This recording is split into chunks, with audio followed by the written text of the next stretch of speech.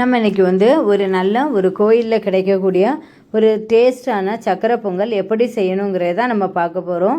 அதுக்கு ஒரு பாத்திரத்தில் ஒரு 2.5 லிட்டர் தண்ணி எடுத்துருக்குறோம். இதுக்கு 2 கப்பு பச்சை அரிசி நம்ம எடுத்துருக்குறோம். பச்சை அரிசி கொஞ்சம் நேரம் ஊற வைக்கலாம். அந்த தண்ணி கொதிக்கிறது வரைக்கும் நம்ம ஊற வச்சுக்கலாம். தண்ணி கொதிச்சாச்சு, நம்ம அரிசியை சேர்த்துக்கலாம். இப்போ அரிசி நம்ம சேர்த்து விட்டு நம்ம நல்லா கிளறி விடணும். பச்சை அரிசி கொஞ்சம் அடி பிடிக்கும், அதனால் நம்ம கொஞ்சம் கிளறி விடணும். இப்போ தண்ணி நம்ம கூடுதலாக வச்சுக்கலாம். ஏன்னா இந்த அரிசி சாதத்தை நம்ம வடிகட்டி தான் எடுக்க போகிறோம். இந்த மாதிரி ஒரு வடிகானில் வச்சு நம்ம வடித்து எடுத்துக்கலாம். தண்ணி ஏன்னா இப்போ எதுக்காக இதை வடிக்கிறோம் அப்படின்னா, இப்போ அதில் இருக்கக்கூடிய கஞ்சித்தன்மை இருந்து அப்படின்னா கொஞ்சம் குலையாக இருக்கும்போது பசை மாதிரி நமக்கு ஒட்டும். இப்போ வடிகட்டி எடுக்கும்போது அந்த கண்டு இருக்காது நமக்கு. இப்போ நான் 2 கிளாஸ் பச்சரிசி எடுத்துருக்கிறேன். அந்த பச்சரிசிக்கு 1/2 கிலோ வெல்லம் எடுத்துருக்கிறேன். இந்த வெல்லத்தை 1 கிளாஸ் தண்ணி விட்டு நம்ம என்ன செய்யணும்னா நல்லா பாகு காய்க்கணும். பாகு காய்க்கிறது என்னென்னா கம்பி பதத்துக்கெல்லாம் காய்க்க வேண்டாம். அந்த வெல்லம் கரையிற சைஸு அளவு நம்ம காய்ச்சா போதும். வெல்லம் நல்லா காயட்டும். காய்ஞ்சதுமே நம்ம என்ன செய்யணும், இப்போ பாகு வெல்லம் எல்லாமே நல்லா கரைஞ்சாச்சு. ஏன்னா நம்ம அங்கே வடிகட்டி வச்சுருக்கோம்ல சாதம், அந்த சாதத்தை நம்ம இது கூட சேர்த்துக்கலாம்.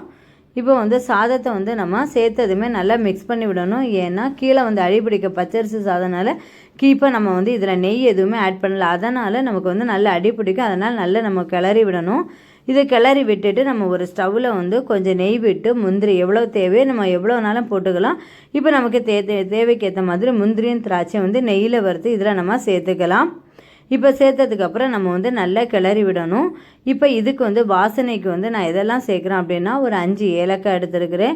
அது கூட ஒரு சின்ன துண்டு ஜாதிக்காய் ஒரு கடுகளவு தான் எடுக்கணும். அதே மாதிரி ஒரு கடுகளவுக்கு பச்சை கற்பூரமும் எடுத்து நம்ம மிக்சியில் அடித்து பொடியாக்கி இதில் சேர்த்துக்கலாம்.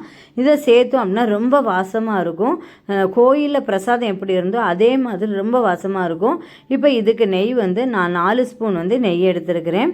இப்போ நெய் கொஞ்சம் அதிகமாக சேர்க்கும்போது நமக்கு கையில் அந்த பொங்கல் ஒட்டாது. அப்படியே அந்த கரண்டியில் அல்வா மாதிரி அந்த சக்கரை பொங்கல் விழும். இதே மாதிரி என்னென்னா இப்போ பார்த்தோம்னா இப்போ இதை நல்லா கிளறி விடும்போது கீழே பார்த்தோம்னா அடி பிடிக்காது. ஏன்னா அங்கே நெய் நிறைய விட்டுருக்கும், அதனால் இது அடி பிடிக்காது. ஓகே, இந்த கன்சிஸ்டன்சியில் நம்ம என்னென்னா ஸ்டவ்வை ஆஃப் பண்ணிக்கலாம். இப்போ நமக்கு சக்கரை பொங்கல் ரெடி ஆயாச்சு. இந்த வீடியோ உங்களுக்கு பிடிச்சிருந்தனா லைக் பண்ணுங்கள், ஷேர் பண்ணுங்கள், சப்ஸ்கிரைப் பண்ணுங்கள், பக்கத்தில் இருக்க பெல் ஐக்கானை கிளிக் பண்ணுங்கள். நம்ம இனி நெக்ஸ்ட் வீடியோவில் பார்க்கலாம். ஓகே, பாய், தேங்க்யூ.